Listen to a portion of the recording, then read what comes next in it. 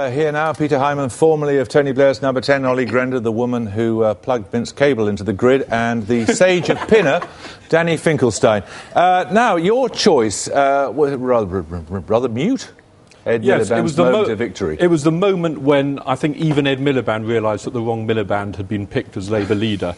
It was him staring out into the audience of party members who'd all voted for his brother, realising that the unions had propped him up and got him there. MPs hadn't supported him either. And I think he was quite shocked himself at what he had done. So that was the defining moment in terms of shaping politics. It was a moment when Danny and his friends were jumping up and down and looking for the first bottle of champagne they could get their hands on.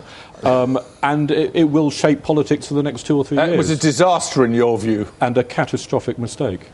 Well, I only like Diet Coke, as Peter knows, but it was a catastrophic mistake, and it was a defining moment, not just in the Labour conference, but I think probably in the next 5 years. Obviously, you've got to look at what Ed Milleband's going to do now. You can't dismiss him completely, but I think if you look at the question of whether he could be prime ministerial, you contrast that with David Cameron in terms of image in the conference, rather than looking merely at the content. You have to think what were their brands and how did they project themselves.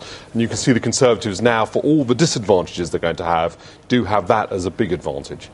And you were very loyal in your choice, Ollie. I think it's a very difficult one because, oh yes, in my choice of clips, well, I was.